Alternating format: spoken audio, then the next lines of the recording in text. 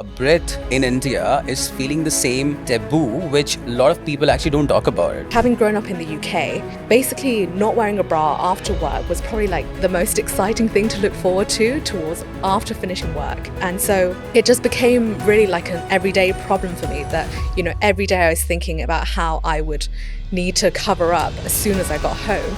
And I just thought, is this normally accepted in this culture? And that's kind of how it started. Like, I just couldn't believe that, women were struggling in that pain in their own homes.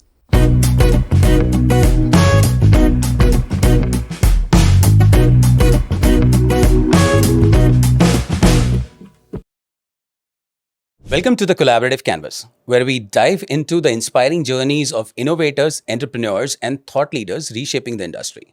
Today, we have a very special guest, Zixuan Singh Sareen, the founder and CEO of Lootee, the Braless T-Shirt Company.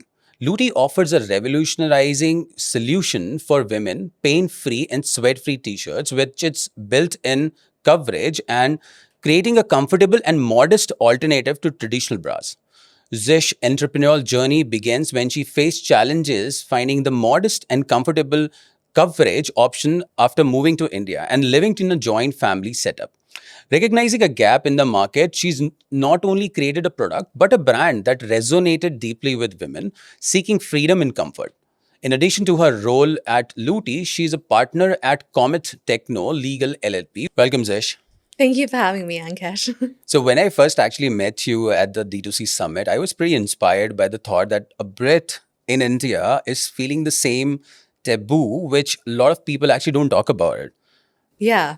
So, hi, I'm Zish. I grew up in the UK, though I'm ethnically Chinese, but I actually moved here because my husband is Indian and we met in the UK and he always wanted to move back. So kind of like what you said about how, how could someone who didn't grow up in India kind of face the same challenges? And I think that was kind of the key thing to the business. It was because I moved into my husband's joint family, I think there's so much acceptance in the discomfort of wearing bras that people almost don't realize it's a problem. Having grown up in the UK, basically not wearing a bra after work was probably like the most exciting thing to look forward to towards after finishing work. And I kind of completely missed out on that after moving into such a big family. There's 11 family members in my house. So, my husband's parents, sister, chachi, daddy, all of their kids. And living with so many people, I just wasn't able to find a pain-free solution that, bras are just not comfortable. And so it just became really like an everyday problem for me that, every day I was thinking about how I would need to cover up as soon as I got home. And the worst part was that I had asked my chachi, like, okay, do you have some alternative suggestions? Because you'll often find a lot of women, when they share their homes, they'll just maybe put like a scarf on or a shawl on, but even in the heat of the summer. And she basically told me, well, all of us just wear our bra until the minute we go to sleep. And sometimes we even sleep in our bras. And I just thought, is this normally accepted in this culture? And that's kind of how it started. Like, I just couldn't believe that, women were struggling in that pain in their own homes. And was it easy to convince your, the joint family members to start something like that? Oh, absolutely not. I think, any Asian family, they're very risk adverse. And when I told them about this problem, because there's such a taboo about even the topic of it, they were kind of like, why would you want to do that? Is it really a problem? But I think that's the funny thing. When I started, all the women that I spoke to, especially the people in my family, they were very much like, this is not a problem. But once they saw the solution, because, when you first give them the idea, you kind of talk about it holistically. After showing them the solution, they were like, oh, actually, like, this is really cool. And this is something that we would wear. And considering that, your family came up with so basically you started this brand considering that you were facing some issues. When you actually come up with that idea, and considering, your demographic split was within your household. Right. Did you actually go out and did some research, understand consumer from their perspective? Yeah. So when I started this project, it was very much just, hey, I hate the pain of wearing a bra. And obviously there are other solutions to covering up without wearing a bra. So you have things like tape covers and like, sticky covers, sticky tape, all of those things that help you stay modest. But again, none of them are pain-free or sweat-free, or, they're somehow painful in some way. And also, yeah, the most common way people cover up is just using that scarf. And I absolutely went to all the women in my life and I said, like, hey, well, imagine this top that doesn't have a strap and it is pain-free. But I think, the feedback was very much like, hey, I don't see this as being a potential, business or solution, because it's just so unfathomable that there could be a solution like that, because we haven't seen it in the world. But considering that there's already a gap that you identified and there's a taboo about it, and then there's certain notions that Indian women actually go with, specifically a certain gentry, the Yeah. metropolitan people would probably prefer that. Somebody who's living alone can still prefer that. Who agree to this point that, yeah, this t-shirt, braless t-shirt would definitely be something that I would love to go with. So I think that only came after I started producing the product. It wasn't before the product was in existence, because it was just so hard to explain the concept in a big picture form, because it just didn't really make sense how it could possibly work. But once they saw the product, they could see that, oh, actually there is no tightness or no pain. And then they were very quickly converted, including the older people who I kind of thought would never convert in this industry. I think the fact is that your t-shirt is a braless t-shirt, but nowadays I see a lot of Gen Zs or millennials as well. They're wearing long t-shirts, the oversized t-shirt. How it Right. is different from Yeah. because they're very thick as well. Yes. Okay. So I think I want to go back to the term braless t-shirt. I think there's a lot of brands out there who are marketing their products as braless, but it's actually really just a bra sewn into stickiness of the product. So any tops which are currently being branded as braless, they're all required for them to be worn tight against the skin. But the innovation of my product is that you can actually wear it loose. You can wear an oversized t-shirt, which is what a lot of people are buying. They're buying a very big t-shirt for their size, and like it looks seamless. No one would be able to tell that you're not wearing a bra, but you would be basically covered up. And you did another research. Yeah. So what were those other strategies where you wanted to actually have a loyal customer base? Yes. So Because t-shirt is not just I bought one and then I'm free. right. I Yeah. would probably buy more other colors. Yes, yeah, absolutely. So what I often see is a lot of customers, they're apprehensive about trying the product first. But I think what has created this brand loyalty is that customer experience. So I focused a lot about, the story, and it's a story that a lot of women can relate to, that kind of discomfort while being in your own home, and then really honed in on that. And, the whole packaging experience is kind of sensory, like there's some touch parts, smell parts, sound parts, all parts of it kind of elevate that experience. And in doing that, what has happened is a lot of customers, that they actually give me a lot of feedback, and they even write to me and say, well, I'm only giving you feedback because I really enjoy the experience, and like I saw that you're a small business, all of these things. So that has really helped create that brand loyalty. And once they enjoy the first product, they will come back. Also, the other thing I'd say is that I've done a lot of feedback. So, maybe the first 50 to 100 customers, they were just giving me feedback. And at the time I would take it as like, oh my gosh, I've done something wrong. But what it has really helped me do is really improve the product and create something that, people really like. And they like the fact that I've come back to them and said like, hey, actually, I can actually improve this product for you, because I myself am still iterating, prototyping, creating the perfected product. And I think that has really helped create that brand loyalty. And considering that you have been selling this through e-commerce website and other, digital marketing, which are more influenced in the nature, where those plans and strategies fall into play. To add this, I really wanted to understand which all regions you have actually covered during the entire 5 year. I think it's been. No, it's been about full time, I'd say about a year. I currently only sell directly on my website. That was actually quite intentional, because for a new product like this, there isn't a standard. Like I couldn't go to a manufacturer and say, hey, well, just make it for me, because there's no standard for how this product should be made. I'm the one who's created and developed the product. And so in terms of e-commerce, I really wanted to direct all of those sales through my website. I've been using meta ads like Instagram and Facebook, and just making sure that the people who are buying my product, they kind of understood what exactly the product is about. Because, if someone is buying my product and they expect support, which it doesn't provide because it only provides coverage, it's not the right product for them. And through doing that, I've been able to kind of iterate, and it is through the power of social media. So you're covering entire India at the moment? Yes, it's right now I'm selling only in India because I kind of feel like India is that key market that really values modesty so much. I think in the West, it's not something that we care so much about, which is, exactly why I started. It wasn't really a problem for me when I grew up in the UK. Yeah.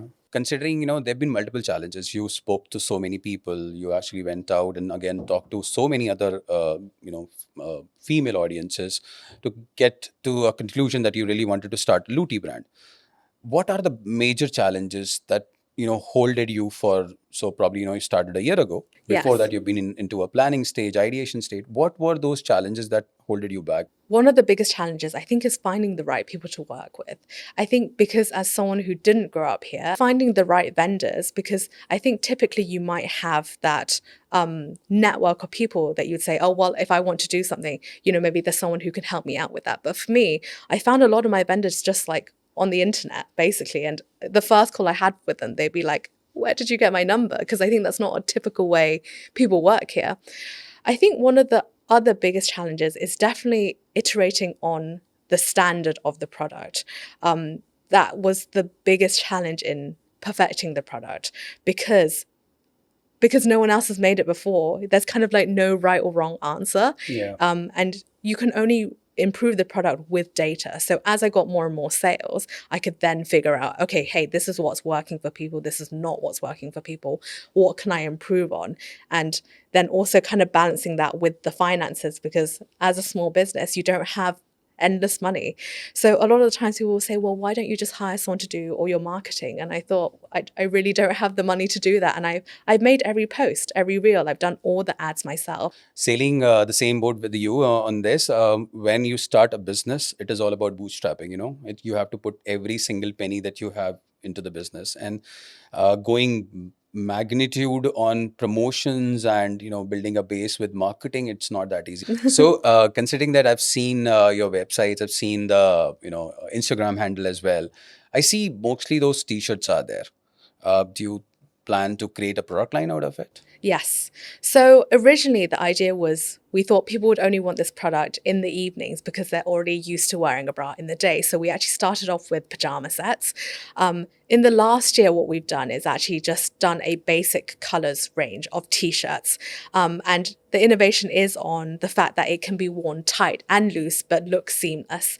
And definitely the next part of our plan is to do all kinds of designs, right? Because the innovation can be put in any kind of clothing. It could be a top, it could be a dress.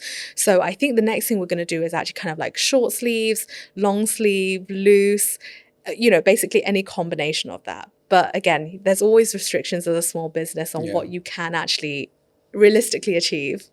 Last but not the least, when you started, you had a product in mind because you were facing a problem. You found that gap and you started up. What advice would you give to the aspiring entrepreneurs into the D2C brand? Because the first and foremost, I would really appreciate the fact that you actually reached out to people for your customer loyalty base and asked for their feedbacks, and you continuously improved yourself on those feedbacks. I think that's the most sought out strategy any D2C brands can have. But still, talking about the customer experience, I wanted to know, what is your advice for them? I think anyone who's kind of starting out in this D2C space, I think you just have to just start. I think there's a lot of kind of apprehension about how to do it. And the reality is that you don't actually have it all figured out, and you have to kind of try it as you go along.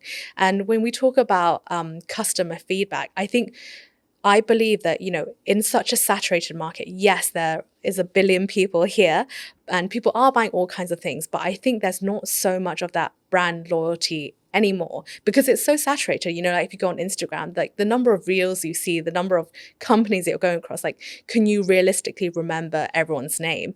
And I think what is really kind of helping create that that niche, I think it's two things. One of them is the customer experience.